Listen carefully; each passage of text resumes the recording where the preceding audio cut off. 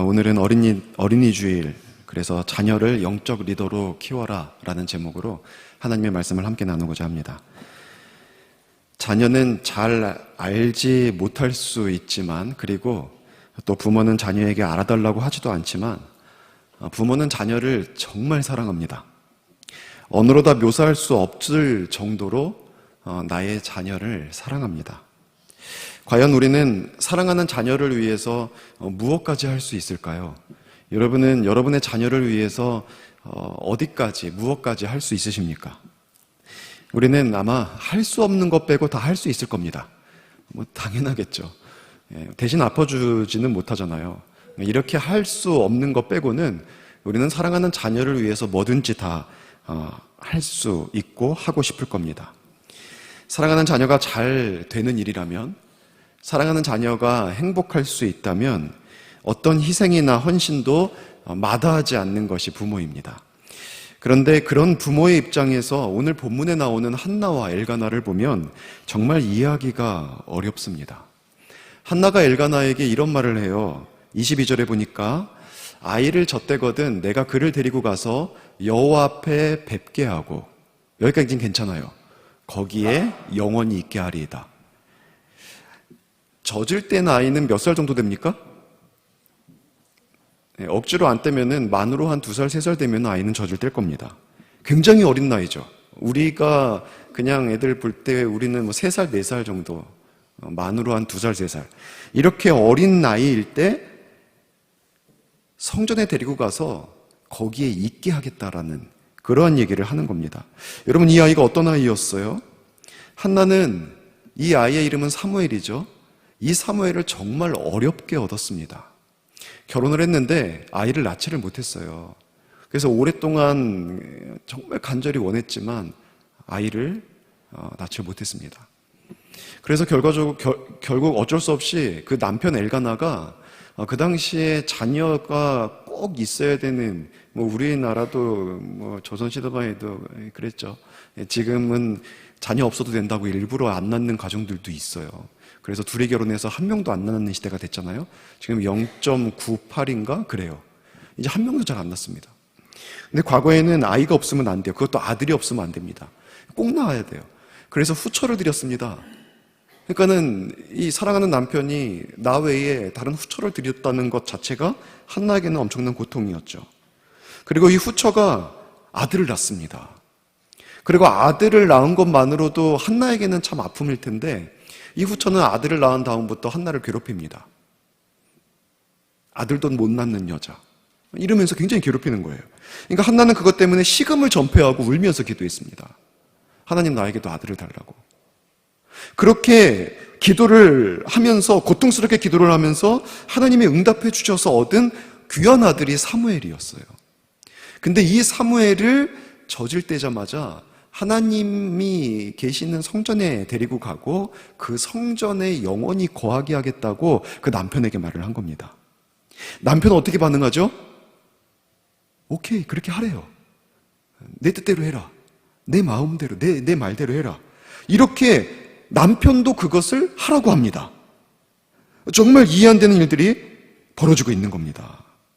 그리고 정말 사무엘이 젖을 떼자마자 한나는 망설이지 않고 주저하지 않고 미루지 않고 그 사무엘을 데리고 성전에 갑니다. 그것도 사무엘만 데리고 간 것이 아니라 사무엘을 주님 앞에 드리기 위해서 숫소 3마리를 가져가고 여러 가지 예물들을 가지고 가서 하나님 앞에 아들과 더불어 그 모든 것들을 바치고 집에 돌아옵니다. 그러면서 엘리 제사장에게 이런 말을 하죠. 28절에 보니까 그를 여호와께 드리되 그의 평생에 여호와께 드리나이다. 평생 이 사무엘을 여호와께 드립니다. 이제 이곳에서 자랄 것입니다. 이렇게 하면서 제사장에게 성전에 엘리를 두고 부모는 돌아왔습니다. 여러분, 자, 우리가 첫 번째로 살펴볼 게 이겁니다. 왜 그랬을까요? 정말 이해되지 않는 모습 아닙니까? 요즘 부모님들은 정말 이해하지 못할 모습입니다. 저도 요즘 부모입니다. 이해할 수 없는, 정말 이렇게 못해요. 우리 딸 얻다가 일주일 갖다 못 놓습니다. 근데 이렇게 3살, 4살밖에 안 된 아이를 성전에다가 두고 평생을 그곳에서 성장하게 하겠다는 겁니다. 요즘 부모님들은 자녀의 인생을 책임져 주려고 합니다. 어릴 때뿐만이 아니라, 어릴 때는 그럴 수 있어요. 근데 성인이 되어도 내 자녀의 인생을 부모가 책임져 주려고 해요, 끝까지. 어릴 때에는, 요즘은 옛날 같지 않고 학교에 부모가 수시로 찾아갑니다. 근데 그거를 누구도 이상하게 생각하지 않아요. 수시로 찾아가고 학교에서 왕따를 당하거나 아니면 선생님이 아이를 때리거나 큰일 나죠. 난리가 납니다. 그런 일은 없어야 되겠지만 부모님들이 예전 같지 않아요. 무조건 수시로 찾아가서 내 아이가 잘 적응하고 있고 행복하게 배우고 있는지 그걸 봅니다. 그리고 또 학교에서 과제를 주면, 숙제를 주면 부모님이 해줘요. 부모님이. 그래서 아이들이 상을 받아와요. 부모님이 해준 거 가지고. 부모님이 그려준 거 가지고 상 받아오고 부모님이 써준 글 가지고 상 받아오고 그럽니다. 그렇게 해서 아이들의 성적을 막 올려주고 수행평가도 다 동행하죠. 아이들이 어디 가서 뭘 배우든지 다 쫓아가서 부모님이 그 옆에서 아이를 다 도와줍니다. 좋은 성적 나오게 하고 그 아이가 잘할까 다 그렇게 도와주고 있습니다. 여러분, 이게 어릴 때는 그래도 그럴 수 있을 것 같아요. 저도 시우 옆에서 많이 도와주는 건 없지만 많이 지켜보고 함께하고 있습니다. 근데 여러분, 요즘은요, 이게 그냥 없는 얘기하는 게 아니라 요즘 실제 부모님들이 얘기를 하는 겁니다. 요즘은 대학생 자녀의 학기 수강 신청을 부모님이 대신해주고, 그리고 성적이 나오면 이 성적 가지고 이 학과장을 찾아가거나 교수를 찾아가서 이거 성적 잘못 나왔다, 다시 채점해달라 하고 부모님이 욕을 하고 있다 그럽니다. 그러니까 대학생인데도 책임져 주려고 해요. 심지어는요, 자녀가 다니는 회사, 그러니까 자녀가 이제 성장한 거예요. 자녀가 다니는 회사의 인사과를 찾아가서 자녀에 대한 처우를 얘기하는 그런 부모들도 있다고 합니다. 여러분, 이게 우리나라에서 지금 벌어지고 있는 일들입니다. 성인이 됐어요. 회사에서 직장 생활을 해요. 근데 그런 자녀의 삶까지도 부모님이 책임져 주려고 합니다. 미국에서는 2015년 전후로 헬리콥터 부모, 또 타이거 부모라는 말이 나왔습니다. 여러분이 헬리콥터 부모라는 말은 부모가 자녀 주위를 헬리콥터처럼 맴돌다가 이 사소한 일에도 이 자녀의 삶에 착륙하여 내려앉아서 사사건건 간섭하는 부모가 헬리콥터 부모입니다. 항상 레이더망을 가지고 자기의 자녀를 지켜보고 있어요. 근데 저도 그럴 것 같아가지고, 자녀가 수학여행 간다 그러면은 마스크 쓰고 모자 쓰고 쫓아갈 것 같아가지고 이게 참 걱정이 됩니다. 이게 막 주위를 맴돌다가 아주 작은 일에도 착륙해서 사사건건 다 간섭하는 거예요. 이 사람이 헬리콥터 부모입니다. 또 타이거 부모가 있어요. 이 타이거 부모는 그냥 그 명칭에서도 알 수 있겠죠? 굉장히 목적을 위해 호랑이처럼 무서운 태도로 아이를 양육하는 거예요.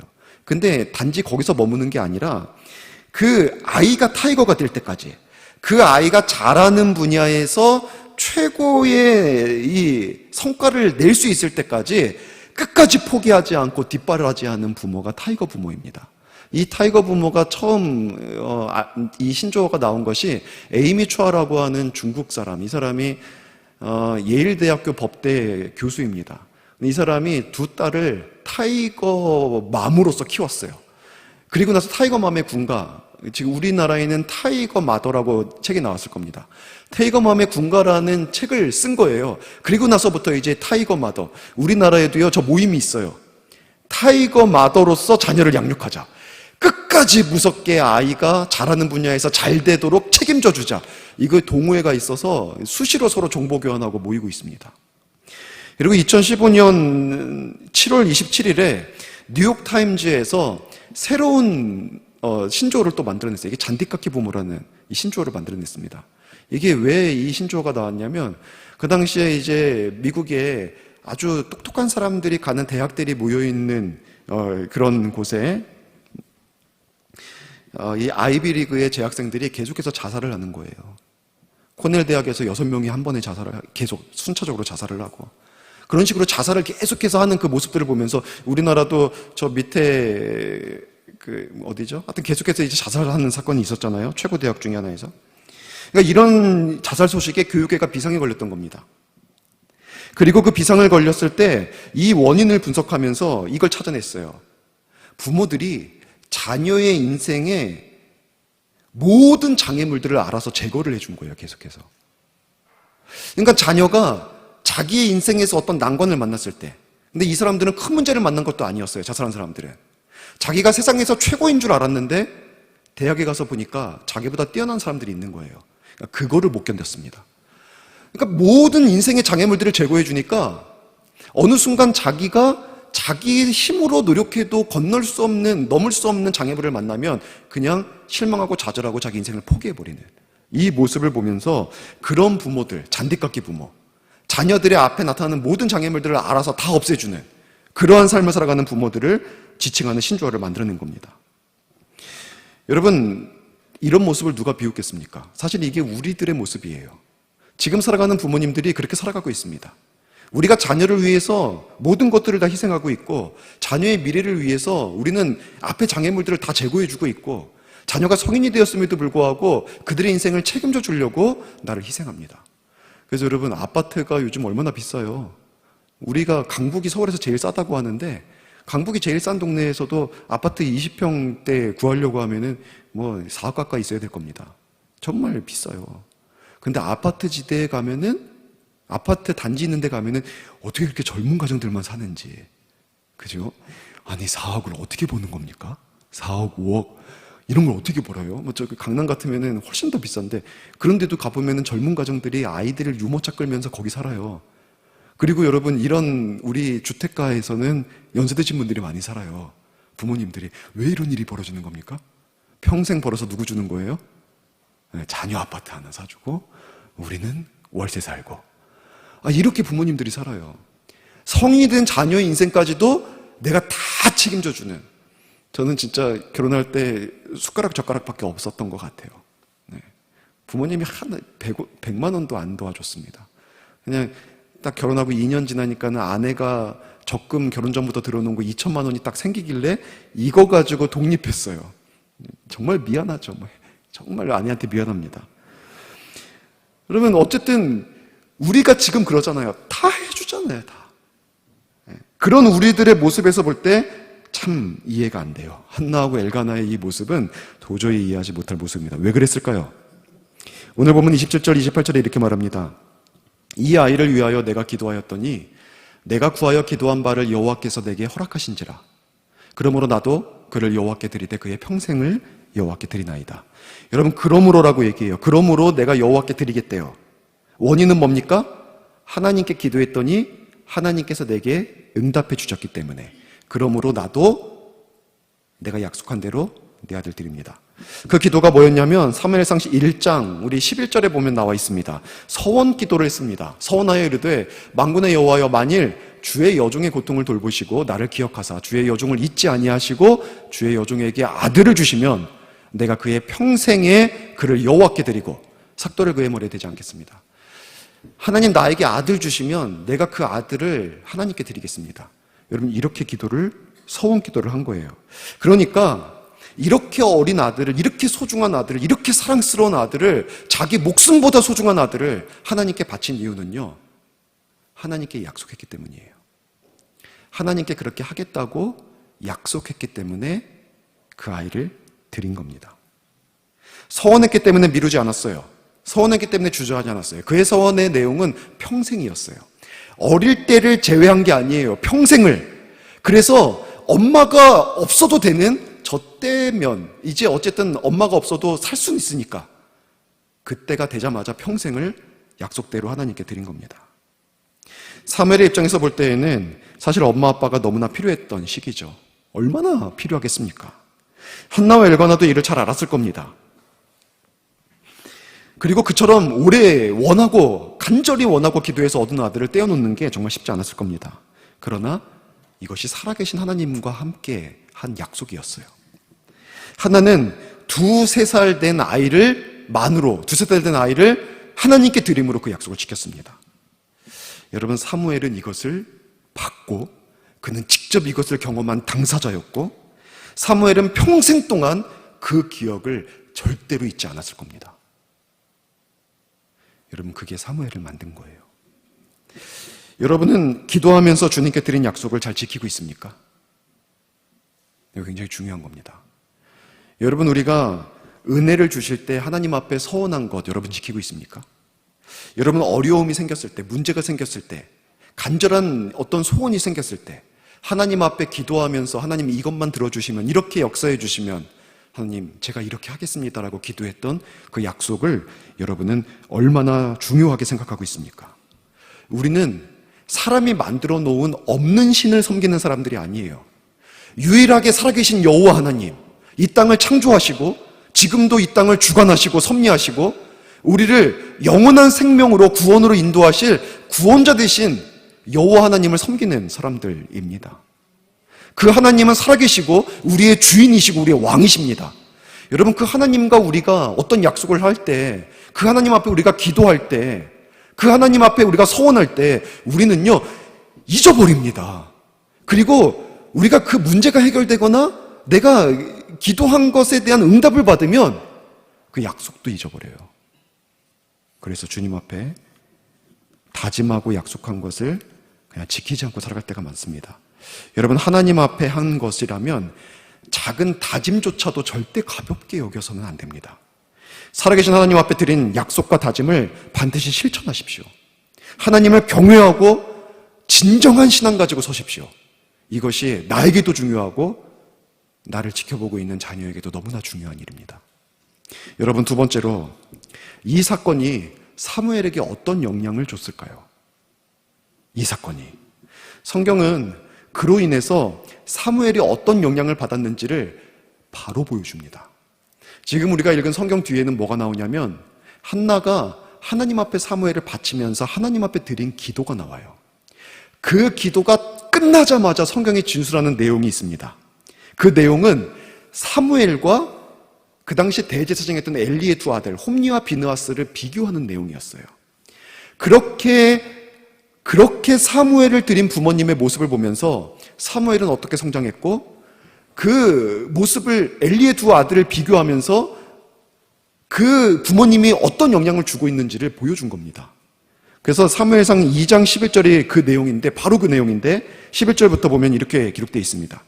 엘가나는 라마의 자기 집으로 돌아가고, 한나가 돌아갔다는 겁니다. 그 아이는 사무엘이죠. 제사장 엘리 앞에서 여호와를 섬기니라. 자, 비교 대조를 하고 있어요. 엘리의 아들들, 홈니와 비느하스입니다. 대제사장의 아들들, 제사장이었어요. 두 아들이. 행실이 나빠 여호와를 알지 못하더라. 지금 비교하면서 엘리의 두 아들들은 여호와를 섬기지 못했다는 것을 말하고 있는 거고요. 이 사무엘은요, 사실 여호와를 알았다는 것을 말하고 있는 겁니다. 지금 비교 대조로 서로 간의 모습을 보여주고 있는데, 이 사람이 하고 있는 것을 이 사람은 못하고 있고, 이 사람이 못하고 있는 것을 이 사람은 하고 있는 이 모습을 보여주고 있는 거예요. 사무엘상 2장 17절 18절에는 또 이런 말씀이 기록되어 있습니다. 이 소년들의 죄가, 이거는 엘리의 두 아들 제사장들이에요. 여호와 앞에 심히 크면 그들이 여호와의 예배를 멸시함이었더라. 그러니까 하나님 앞에 드리는 예배를요, 말씀대로 드리지 않았습니다. 자기 마음대로 드렸어요. 그러나 사무엘은 어렸을 때부터 제사장이 믿는 세마포 에봇을 입고 아주 어렸을 때부터 격식도 다 갖췄어요. 의복도 갖추고 여호와 앞에 진실로 여호와를 섬겼다는 겁니다. 똑같이 예배의 형식은 있었어요. 근데 엘리의 두 아들은 제사장으로서, 목회자로서 예배를 집례했지만 하나님의 말씀대로 집례한 것이 아니라 자기 마음대로 했습니다. 그러나 사무엘은 어렸을 때부터 의복 하나 입는 데 있어서도 철저하게 하나님의 말씀 그대로 서서 하나님 앞에 예배하는 사람으로 서 있었다는 겁니다. 여러분, 양쪽 다 형식은 있었어요. 하지만 그 자세와 그 중심과 그 내용은 완전히 달랐어요. 왜 그렇습니까? 왜 그래요? 사무엘은 여호와를 알았기 때문에, 엘리의 두 아들은 여호와를 알지 못했기 때문에. 여러분, 제사장이었지만은 여호와를 몰랐어요. 제사를 집례했지만 이 백성들이 하나님 앞에 나오는 모든 그 예배를 직접 집례한 사람이었지만, 그리고 그들을 위해서 중보했던 사람이었지만 실제로는 하나님을 몰랐어요. 그러나 사무엘은 너무나 정확히 알았다는 겁니다. 여러분, 바로 이겁니다. 사무엘은 젖될 때부터 부모님의 정말 이 결연한 신앙의 모습을 통해서 살아계신 하나님의 존재를 분명히 알게 됐어요. 온몸으로 부딪히면서 하나님을 배웠고 그의 영혼에 하나님이 심겨진 겁니다. 그래서 아주 어렸을 때부터 그의 중심, 그의 태도, 그의 삶은 온 마음 다해 하나님을 예배하고 섬기는 그 삶이 될 수 있었던 것입니다. 여러분, 이 일이 정말 중요합니다. 정말 중요해요. 하나님을 아는 것. 내가 하나님을 정확히 알고 하나님을 믿는 것. 그래서 내가 정확히 알고 믿는 하나님을 섬기고 예배하는 것. 이것이 정말 중요합니다. 사무엘이 살던 시기는 사사시대였습니다. 사사시대의 마지막이에요. 사무엘은요, 마지막 사사였습니다. 이 사사시대는요, 이 마지막 때가 다가올수록 암흑기가 더 짙어져서 깜깜한 영적 암흑기였어요. 그리고 윤리적으로, 종교적으로 타락이 극에 달했습니다. 레위인이나 제사장들이 첩을 두었습니다. 레위인이 자기의 첩이 윤관을 당했다고 그 첩을 토막내가지고 각 지파에 보내서 베냐민 지파를 거의 몰살시키는 이러한 시대였습니다. 종교적으로, 도덕적으로 타락이 극에 달했어요. 하나님을 아는 자가 없었고 하나님을 경외하는 자가 없었던 거예요. 여러분, 그래서 하나님도 이들에게 말씀하지 않았습니다. 하나님도 이들에게 하나님의 살아계심의 어떤 표징들과 이상들을 보여주지 않았어요. 하나님도 자신을 감추셨어요. 사무엘상 3장 1절에 그 말씀을 하고 있습니다. 아직 사무엘이 어릴 때예요. 사무엘이 엘리 앞에서 여호와를 섬길 때에는 여호와의 말씀이 희귀하여 이상이 흔히 보이지 않더라. 이 사사시대에는 이처럼 영적 암흑기가 오랫동안 지속됐던 시기입니다. 근데 바로 이 말씀 다음에 어떤 얘기를 기록하고 있냐면 사무엘을 부르시는 하나님의 모습을 기록합니다. 사무엘이 성전에 있는데 사무엘아 하고 누가 부르시는 거예요. 성경에 보니까 사무엘이 엘리 제사장이 부른 줄 알고 네 하고 달려갑니다. 저 부르셨습니까? 엘리 제사장이 나 안 불렀는데 이상하다 또 갔는데 또 사무엘아 부르는 거예요. 그래가지고 또 갔더니 사무엘이 그거 하나님이 부르는 것 같다. 여호와 하나님이 대답해라. 그게 사무엘아, 네 하나님.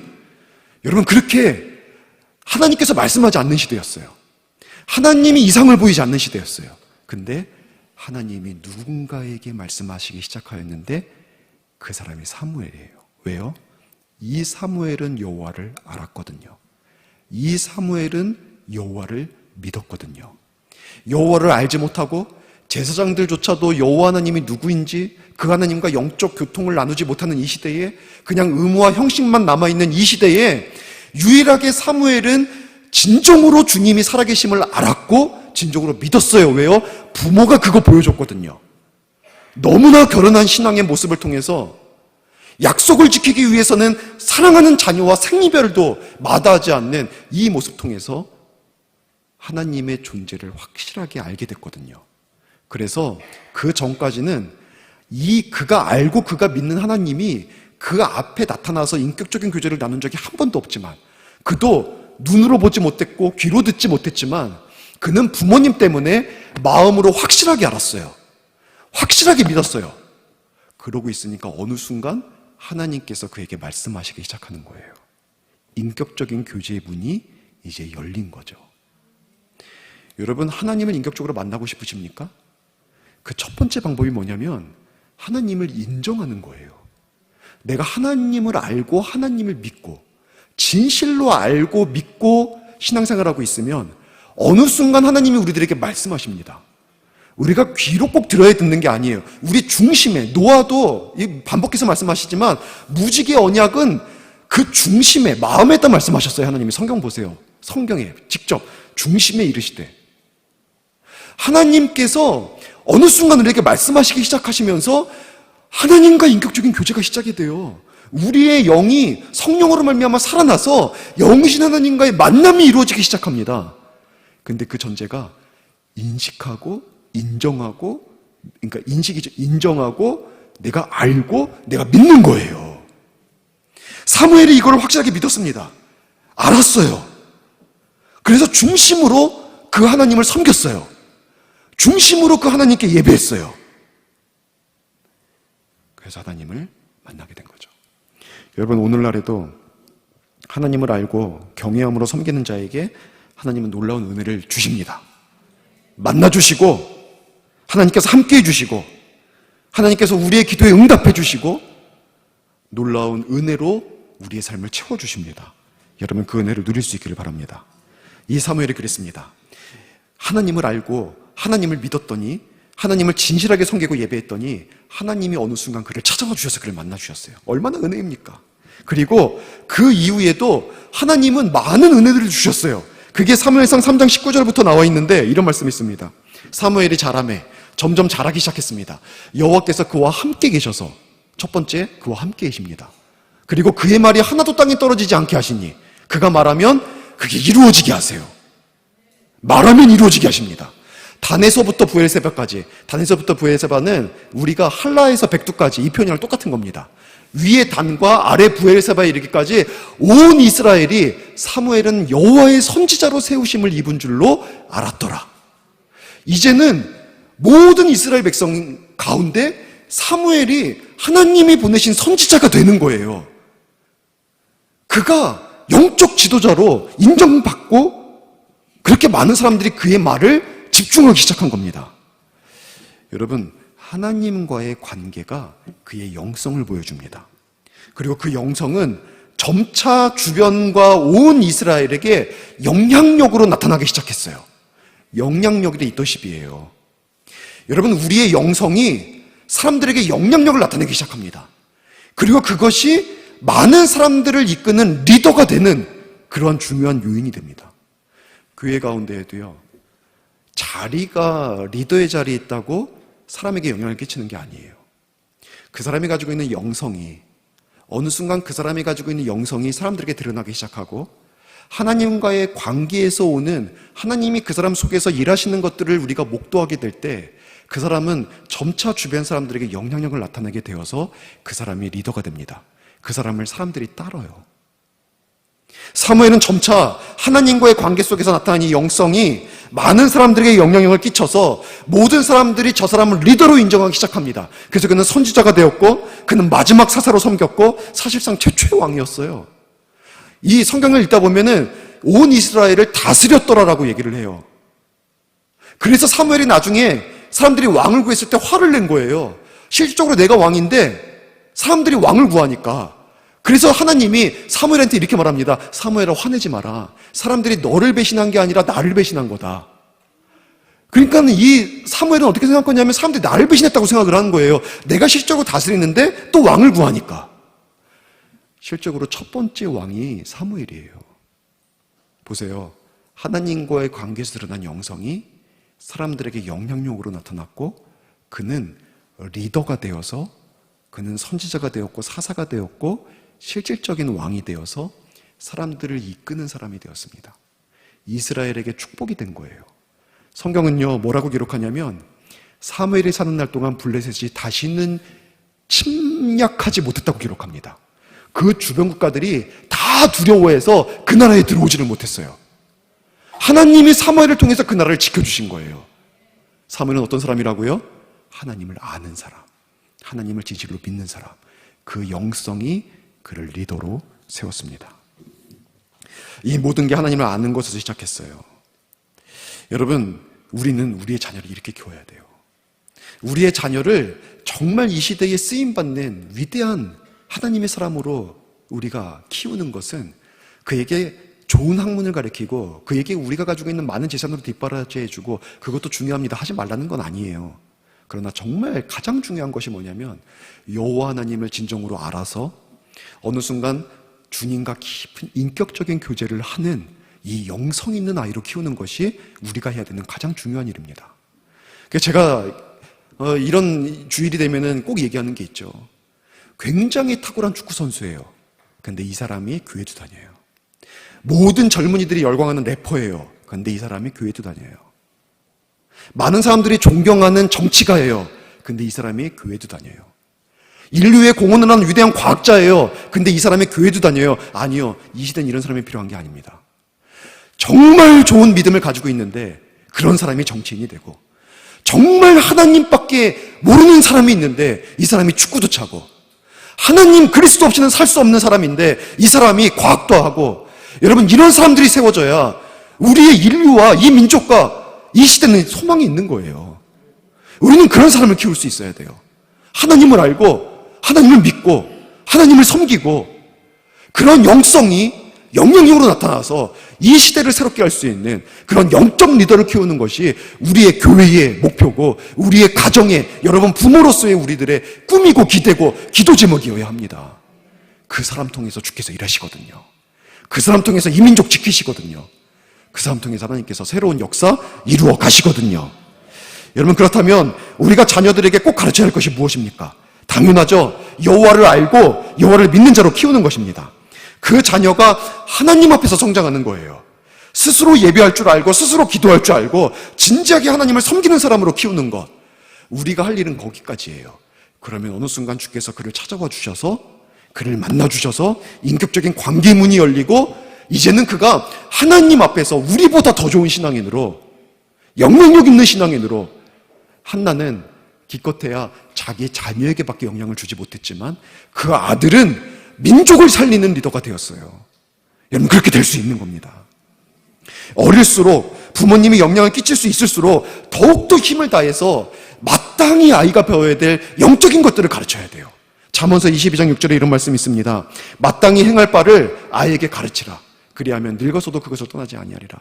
어릴 때일수록 더욱더 바르게 가르쳐야 돼요. 사실 우리가 이렇게 제가 너무 강조하느라고 하는 말인데 생명 걸고 목숨 걸고 가르쳐야 될 게 자녀의 신앙, 하나님을 알게 하는 겁니다. 그러면 나이가 들어도 심지어는 노인이 되어도 절대 그 신앙 떠나지 않을 겁니다. 이것보다 더 시급하고 이것보다 더 중요한 일은 없어요. 엘리의 두 아들 홈니와 비느하스는 이 엘리는 그들에게 제사장의 직무를 가르쳤어요. 사사의 일을 가르쳤어요. 엘리도 사사였거든요. 제사장이고. 그래서 엘리의 두 아들은 성전에서 여호와 일을 하면서 사람들을 섬기며 섬겼습니다. 이 일들을 했어요. 그 직무를 감당했어요. 근데 그 자리는요, 권력이 있는 자리였어요. 그 당시에 사사가 왕이거든요. 그 당시에 그 자리는 명예가 있는 자리고 모든 힘을 가진 자리였습니다. 그러니까 이 사람들이, 두 아들이 하나님을 배우지 못하고 하는 일만 배우니까 사람들이 하나님 앞에 제사를 드리러 가져오면은 그 중에 좋은 것을 취해요. 그리고 하나님께 번제로 태워드려야 되는데 하나님께 생고기 드려도 된다고 그냥 달래요. 그리고 그거 자기들이 가져다가 먹습니다. A뿔 한우 이런 거 있잖아요. 툭뿔 한우 이런 거 가져다가 자기들이 먹는 거예요. 생고기 그대로. 그리고 이 사람들은 아주 악한 일도 저지르죠. 성전에서 열심히 섬기는 여인들도 이들이 범합니다. 하나님을 두려워하지 않아요. 성경은 뭐라고 표현하고 있냐면 여호와께 드리는 예배를 멸시함이라. 여러분, 하나님의 말씀하신 대로 하나님을 섬기지 않는 것이 하나님을 멸시하는 겁니다. 하나님의 말씀하신 대로 예배하지 않는 것도 하나님을 멸시하는 겁니다. 이들은 이랬어요. 왜? 하나님을 모르니까. 그들의 최후가 어땠습니까? 하나님이 결국은 그들을 지우십니다. 그들이 있어봤자 오히려 악한 일들만 저지르고 하나님의 영광 가리우고 이 땅 가운데서 주의해야 될 사람들이 오히려 교회를 무너뜨리니까 그냥 하나님이 그들의 호흡을 그냥 끊으십니다. 무서운 일 아닙니까? 여러분, 이 제사장들은요, 기능을 다했지만 사귐이 없었어요. 하나님과의 직무를 다하고 제사도 드리고 고상하게 했을 겁니다. 그러나 그는 하나님께 기도하는 사람들이 아니었어요. 모르니까. 그는 하나님의 말씀을 묵상하는 기쁨 몰랐어요. 그는 진심으로 주님 앞에 나와서 예배하는 이 가치를 몰랐어요. 그들은 예배의 중요성, 오늘날 우리식으로 말하면 주일 성수가 얼마나 절대적으로 중요한 것인지 그들은 전혀 깨닫지 못했어요. 하나님 앞에 나올 때 한나는 아들을 드리면서도 자기의 가장 귀한 걸 드리면서도 하나님 이 아들 받아주시겠습니까? 받아주시도록 수소 3마리를 드리고 모든 것들을 다해 진심으로 주님께 드렸거든요. 근데 이들은 하나님 앞에 가치 있는 것을 드리는 그 가치와 소중함과 그 의미를 몰랐어요. 그냥 아까워요. 좋은 것은 내가. 하나님께는 내가 나와서 예배 드리는 것만으로도 충분하지. 오늘날로 말하면 내가 교회 와서 사역해 주는 것만으로도 충분하지. 예배 드려줘서 머리숱 채워주는 것만 충분하지. 여러분, 이런 마음으로 이들이 그냥 섬긴 거예요. 왜요? 하나님을 모르고 하나님과의 사귐을 모르니까. 여러분 어떻습니까? 마땅히 행할 바를 가르치고 있습니까? 종교인이 아니라 신앙인으로 여러분의 자녀들을 키우고 있습니까? 그렇게 키우셨습니까? 마땅히 행할 바를 가르쳐 주셨습니까? 우리는 아마 최고의 관심이 이 땅에서 잘 되는 거일 거예요.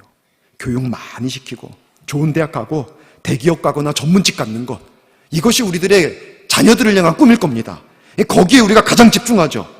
말씀대로의 순종은 가르치지 못하고 예배의 중요성을 가르치지 못하고, 그러니까 우리의 자녀들이 하나님을 알지 못하고 큽니다. 어느 순간 때가 되면은 너 지금은 공부할 때다. 내가 예배 드리는데 시간 뺏긴다고요? 절대 아니에요. 예배 드림으로 하나님과의 관계의 문이 열릴 때 하나님이 내 인생 책임져줘요. 근데 우리의 자녀들이 예배 드리기 위해서 공부 시간 잠깐, 시험 기간인데, 야, 너 시험 기간인데 교회 왜 가? 수련회? 너 고3인데 수련회 왜 가? 새벽만 나가서 기도한다고 그 시간에 잠자고 체력 비축해서, 이거는 장거리 마라톤이야. 너 1년 동안 버티려면은 잘 먹고 잘 쉬고 깨인 동안 열심히 해야 돼. 여러분, 이것이 없는 얘기하는 게 아니에요. 장로님들이 자녀들한테 하는 얘기예요. 우리 교회 장로님 얘기하는 거 아닙니다. 우리 교회 장로님들이 그렇게 자녀 키우는 거 저는 못 봤어요. 그렇게 세밀하게 못 봤어요. 다른 교회에서 제가 본 것들 얘기하는 거예요. 아이들이 수련회 갔는데 고3 아이들한테 가자 그랬더니 부모님들이 전화를 해요. 안수 집사님 전화해가지고, 목사님 지금 우리 아이가 몇 학년인 줄 아십니까? 예, 고3이죠. 근데 수련회를 데려간다고요? 목사님이 우리 아이 인생 책임질 겁니까? 아니요, 집사님, 하나님이 책임질 겁니다. 여러분, 제가 이 말 했겠습니까? 안 했겠습니까? 안 했다고요? 저 해요. 제가 담임 때는 안 해요. 지금 부교육자는 할 말 다 했습니다. 담임 때는 안 해요. 왜 못하는지 모르겠지만 담임 때는 못하고 있어요. 근데 부교육자 때는 할 말 다 했습니다. 하나님이 책임져 줄 겁니다. 우리의 자녀들에게 가장 무엇을 먼저 가르쳐야 되겠습니까? 여러분, 우리가 정말 하나님 앞에서 하나님을 알고 하나님을 스스로 예배하고 하나님이 인생의 가장 중요한 가치인 줄을 모르고 세상이 전부인 줄 아는 아이를 키우는 것은요, 사실은 우리가 자녀, 사람을 키우는 게 아니라, 죄송합니다, 동물 키우는 거예요. J.C. 라일이 한 말입니다. 이 사람이 부모의 의무라는 책에서 이런 말을 했습니다. 이 세상이 자녀의 전부이고 이 세상에서 누리는 만족이 최고의 만족이라도 되는 양, 그렇게 하는 것은 오히려 자녀를 학대하는 것이다. 이 세상을 전부로 알고 사는 짐승으로 키우는 거다. 왜요? 짐승은 영혼이 없어요. 그래서 살고 죽으면 끝입니다. 근데 우리의 자녀들이 이 세상이 전부인 줄 알고 살고 죽으면 하나님 나라 영원한 생명 못 가요. 차라리 동물이 낫죠. 우리 아이들이 지옥 갑니다. 여러분이 가장 사랑하는 그 아이들이. 여러분, 우리에게 가장 소중한 것은 하나님을 아는 자녀, 하나님을 사랑하는 자녀 키우는 거예요. 영적인 아이로 키우는 겁니다. 이제는요, 교회에 다니는 게 중요하지 않아요. 하나님과 내가 개인적으로 어떤 관계를 맺고 있느냐, 이게 중요하지. 소속이 그 사람을 보여주는 게 아니라 하나님과의 관계가 그 사람을 보여줍니다. 이것이 이제는이 아니라 사무엘 시대 때 하나님이 그렇게 정했다고 하나님 말씀하신 거예요. 사무엘상 2장 30절에 이런 말씀합니다. 그러므로 이스라엘 하나님 나 여호와가 말하노라. 내가 전에는 너의 집과 너 조상의 집이 내 앞에 영원히 행하리라. 그러니까 그 집에만 속해 있어도, 이스라엘에게만 속해 있어도 하나님 앞에 영원히 있게 하겠다 약속하셨던 거예요. 하지만 이제 하나님께서 말씀을 바꿉니다. 이제는 나 여호와가 말하노니 결단코 그렇게 하지 아니하겠다. 절대 그렇게 하지 않겠대요. 이제는 교회 다닌다고, 우리 식으로 말하면 교회에 앉아있다고 해서 내가 무조건 구원하지 않겠다는 거예요. 나를 존중히 여기는 자를 내가 존중히 여기고 나를 멸시하는 자는 내가 경멸하겠다. 여러분, 우리가 소속이 아닙니다. 이제는 이 자리에 나와 있는 게 아닙니다. 내가 진실로 주님과 인격적인 관계를 맺고 있는 것, 주님께 기도할 줄 알고, 주님의 말씀 소중히 여길 줄 알고, 주님 말씀하신 대로 살아갈 줄 알고, 주님께 진실한 마음으로 주의를 성수할 줄 알고, 주님께 온전한 예배와 온전한 드림을 할 줄 알고, 여러분, 그런 진정한 신앙 가지고 있는 사람들을, 그렇게 주님을 존중하는 자를 하나님 존중하셔서 내 앞에 영원히 있게 하겠다. 하나님 이 말씀하시는 겁니다. 여러분, 우리의 자녀들을 이런 아이들로 키우실 수 있기를 바랍니다. 이게 가장 중요해요. 하나님 알고 하나님과 동행하는 거. 그래서 영성이 성장하고 그 영성이 영향력으로 나타나서 이 시대를 위한 영적 리더들이 될 것입니다. 그 리더를 통해서 하나님은 일하실 것입니다. 그런 아이들 될 수 있기를 축원합니다. 마지막으로 세 번째, 사무엘은 이 신앙을 누구에게 배웠나? 이게 가장 중요합니다. 여러분, 당연히 부모였죠. 너무나 사랑하는 어린 자녀도 하나님과의 약속을 지키기 위해서 성전에 가져다 드린 이 부모 통해서 사무엘이 배운 겁니다. 이것이 하나님의 방법이에요. 여러분, 자녀의 신앙의 책임은 누구에게 있습니까? 부모에게 있습니다. 이 책임은 막중합니다.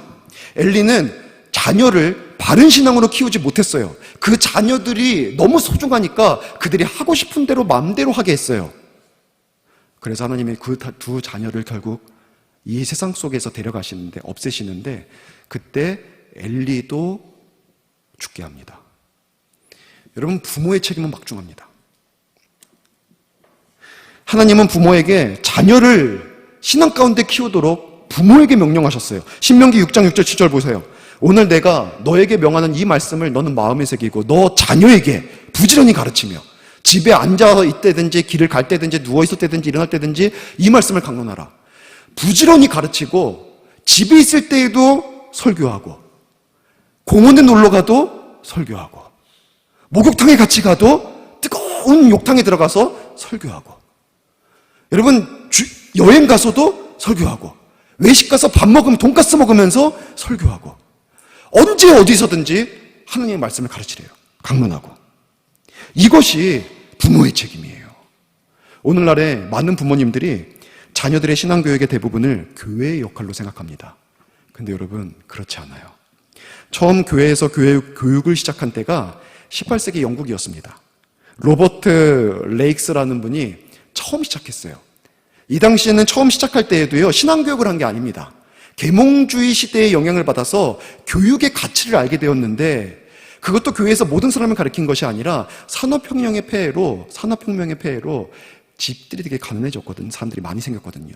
그래서 먹고 살 수도 없고 교육시킬 수도 없는 사람들을 그러면 교회가 가르치자.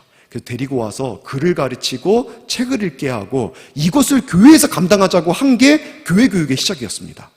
그러니까 교회에서 글 가르친 거예요.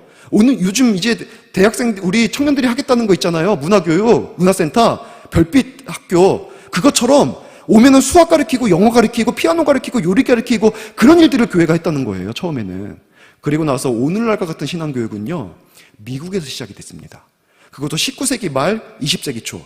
지금으로부터 한 120년 전쯤이에요. 120년 전쯤에 처음으로 신앙교육을 시작하게 되었던 거예요. 근데 그것도요, 이유가 있습니다. 그 이유는 어머니들과 아버지들이 이제는 더 이상 신앙교육을 중요시 여기지 않는 거예요. 아이들이 신앙으로 어떻게든지 상관없이 그냥 좋은 대학 보내고 좋은 직장 갖고 전문직 갖고 이것이 제일 중요한 목표가 되어가지고 신앙교육을 게을리하는 모습을 보면서 교회가 위기감을 갖고 이거 안 되겠다. 이대로는 우리들의 아이들 잃어버린다. 그래서 교회에서 아이들 우리가 가르치자 하고선 끌어모아서 시작한 게 주일학교 운동이에요. 부모님들이 자기의 의무를 저버려서. 원래 하나님께서 자녀들을 키우도록 하신 것은 부모에게 주신, 자녀들을 종교적으로 신앙적으로 키우게 하신 것은 부모에게 주신 의무입니다. 우리는 이것을 책임감을 가지고 감당해야 돼요. 하나님은 자녀들이 태어나는 순간부터 부모의 말을 믿고 따르게 창조하셨어요. 부모가 말하면 그것을 잘 듣습니다. 왜요? 사랑하면 믿어요. 사랑하는 사람이 말하면은요, 믿습니다. 저도 제가 사랑하는 사람이 말하면 믿습니다. 저희 시우가 만약에 유치원에서 어떤 싸움이 벌어졌다가 선생님이 뭐라고 왜 싸웠는지를 얘기해도 저는 시우 얘기를 들을 거예요. 시우야, 왜 싸웠어? 아빠, 사실은 얘가 이렇게 해서 싸웠어. 그러면은 선생님이 뭐라고 해도 상관없이 시우 말을 믿을 겁니다. 왜요? 사랑하니까. 반대 마찬가지예요. 부모들이 자녀를 왜 믿어요? 사랑하니까 믿습니다. 그러니까 하나님은 자녀를 그렇게 창조하셨어요. 부모를 믿고 따르게. 그래서 가르쳐야 돼요. 유대인들은요, 지금도 유대교는 3대가 함께 예배를 드립니다. 화랑가 같은 곳, 네덜란드 같은 곳에서는 지금도 3대가 함께 예배를 드려요. 부모가 가르치는 거예요. 모범으로. 직접 눈으로 보게 하면서. 우리도 그래서 에스겔 기도에 3대가 함께 드리자. 여러분, 자녀들 데리고 나오세요. 잠에서 못 일어나고 학교 가야 된다고 해도 데리고 나오세요. 자꾸 보여줘야 돼요. 기도하는 것. 자녀를 손을 잡고 기도하세요. 앞에서 제가 기도 인도할 때 자녀를 위해서 기도하는 말을 안 하는 날이 있다고 할지라도 여러분, 개인 기도할 때 자녀를 끌어안고 기도하세요. 여러분 인생에 있어서 가장 중요한 것이 무엇인지 자녀에게 보여주셔야 돼요. 오늘 2부는 온 가족이 함께 예배드리는 온 가족 주일 예배입니다. 자녀들과 함께 예배를 드릴 거예요. 그런 식으로 우리는 자꾸만 보여줘야 돼요. 자꾸만 알려줘야 돼요. 신앙이 얼마나 중요한 것인지. 그들이 이 땅에서 아무리 잘 먹고 잘 살아도 하나님과의 바른 관계 속에 들어가 있지 않으면 그들은 멸망할 짐승처럼 살다가 죽습니다. 하나님을 알아야 돼요. 자녀들은 부모님의 말을 스펀지처럼 흡수합니다. 가장 큰 영향력이 있는 거예요. 그러니까는 하나님은 부모에게 자녀를 바로 양육할 수 있는 천금 같은 기회를 주신 거예요. 그의 영혼을 살릴 수 있는 이 엄청난 기회를 부모님에게 주신 거예요. 다른 기관에가 맡겨서는 안 됩니다. 이 기회를 저버려서도 안 됩니다. 그 소중한 기회에 세속적인 가치관으로 심어주려고 해서도 안 돼요. 그것도 가치관으로 심어주는 건 안 돼요. 그들 미래를 위해서 준비시키는 건 좋지만 부모가 책임감을 가지고 신앙생활을 잘할 수 있게 가르쳐야 돼요. 방치하지 말고 잘못된 기준을 가지지 말고. 그리고 교육에 있어서 제일 효과적이고 제일 중요한 것은요, 모범을 통한 교육입니다. 말로만이 아니라 삶으로 보여줘야 돼요. 신앙에 있어서는 타협이 없다는 단호함을 가지고 내 삶으로 가르쳐야 됩니다. 삶으로 가르친 것만 남습니다. 말로 가르친 건 있습니다. 말씀을 믿는 모습을 실제 보여줘야 돼요. 사무엘은 한나와 엘가나의 삶을 통해 절대적으로 하나님을 믿은 거예요. 말만으로 교육이 이루어지지 않습니다. 자녀는 부모의 태도를 봅니다. 사람을 대하는 태도를 보고 배워요. 일 처리하는 방식을 보고 배웁니다. 문제 해결 방향, 친구 관계, 성격, 우선순위 등을 보고 자신의 삶에 흡수하고 그대로 똑같이 모방해서 따라갑니다. 그래서 어느 순간 때가 돼서 보면은 아버지와 똑같은 아들이 되어 있고 어머니와 똑같은 딸이 되어 있는 모습을 우리는 보게 되는 거예요. 삶을 통해서 가르치는 거예요. 신앙과 영적 경건생활도 마찬가지입니다. 부모님이 기도하는 모습을 항상 보여줄 때 자녀는 하나님께 기도하게 됩니다. 부모님이 말씀을 읽고 묵상하는 모습을 보여줄 때 자녀는 그 부모님의 모습 통해서 말씀의 가치를 알게 됩니다. 부모님이 예배의 중요성을 알고 주일 성수의 절대적인 것들을 보여줄 때 그의 인생에 있어서 하나님 앞에 예배 드린다는 것이 어떤 의미인지를 알게 돼요. 부모님이 주일이 되면은 야, 이번 주일엔 놀러 가자. 안 돼요. 주일 예배 드려야 되는데요. 무슨 소리 하고 있어. 하루쯤 빠지면 어때? 괜찮아. 여러분, 이렇게 가르치지 마세요. 큰일 납니다. 자녀들이 나중에 신앙 버려요. 그거 되게 작은 문제 같죠? 나중에 신앙 버립니다. 여러분이 나중에 이제 80이 돼요. 70이 되고 80이 돼가지고 목사님들한테 기도 제목으로 우리 자녀 신앙 회복하게 해주세요. 그때 가서 이런 기도하지 마시고 지금 보여주셔야 돼요. 황금 생활의 중요성을 알려주세요. 세상신과 타협하고 만몬과 아세라신을 섬기는 그 모습이 아니라 하나님 아버지 앞에, 저도 부모님한테 배웠습니다. 부모님이 교회에서 개척을 했기 때문에 30만 원 받을 때 매 주일마다 1,000원 헌금하라고 주세요. 이 굉장히 큰 돈입니다. 제 초등학교 1학년 때부터 1,000원 헌금했습니다. 한 달 용돈이 500원이었어요. 한 달에 또 500원 받는데 매주에 1,000원씩 내야 돼요. 어린 마음속에 뭐가 생길까요? 갈등. 엄청난 갈등이 생기는 거예요. 이거 500원은 드리고, 그래도 500원은 드리고, 500원만 이거 500원만 있으면 내가 얼마나 맛있는 걸 많이 먹을 수 있는데, 얼마나 속에 갈등이 생기는지. 부모님이 철저하게 11조 철저하게. 제가 물었습니다. 아버지가 교회에서 사례를 받으면 그거 11조 드리지 않아요? 드린대요. 그러면 그 드린 것 속에서 남은 것 중에 저 준 건데 제가 또 11조 드려야 돼요? 당연하지. 네. 너가 받은 건데, 그건 하나님이 너에게 주신 건데 하나님께 드려야지. 철저히. 여러분, 이 신앙을 가르쳐야 돼요. 부모가 삶으로 뒷받침하지 않은 훈계, 가르침과 명령은 자녀에게 유익이 되지 않습니다. T.L. 로투스는 이런 말을 했습니다. 한편으로 자녀에게 이빠른 가르침을 주고 다른 한편으로 나쁜 모범이 되는 것은 말로는 천국으로 이르는 길을 가르치면서 손을 잡아 지옥으로 이끄는 것과 똑같다. 말로는 천국 가야 된다, 하나님 믿으라 하면서 내 삶으로 안 보여주면 손을 잡아서는 실제로는 지옥으로 이끌고 가고 있는 거예요. 여러분, 모범으로 가르치십시오. 그래서 신명기 6장 6절 7절에 이런 말합니다. 오늘 내가 너에게 명하는 이 말씀을 먼저 뭐라 그러냐면 너는 마음에 새기고, 내가 먼저 새겨야 되는 거예요. 자녀에게 가르치기 전에 내가 먼저 새기고 절대적인 신앙 가지고 내가 서 있어야 돼요. 그래야 우리의 자녀들이 내가 가르치고 내가 강론하는 그것을 보면서 진실로 하나님은 살아계시고 이렇게 살아가는 것이 마땅하다고 배우게 되는 거예요. 그리고 어느 순간 인격적인 하나님을 만나서 그의 인생에 놀라운 영적 축복들이 시작이 되는 거겠죠. 여러분, 그렇게 바른 신앙으로 자녀들을 키울 수 있기를 주의 이름으로 축원합니다. 이제 말씀을 마치겠습니다. 백제와 같은 자녀의 마음에 부모가 그려주는 그림이 자녀의 인생을 결정합니다. 자녀의 마음에 부모의 욕심을 따라 그림을 그려주지 마세요. 세상의 세속적인 가치관을 따라 마음대로 여러분의 붓을 들지 마세요. 하나님께 자녀가 속했습니다. 여러분의 것이 아니라 하나님의 것이에요. 여러분에게 맡기신 이유는 영적으로 바르게 양육해서 이 시대를 새롭게 하는 영적 리더 되게 하라고 여러분에게 맡기신 것입니다. 여러분, 그 자녀의 마음에 하나님의 말씀의 붓으로 바른 신앙을 새겨주십시오. 혹시 우리 자녀가 많이 커서 더 이상 내 영향력 아래에 있지 않습니까? 그래도 여전히 부모입니다.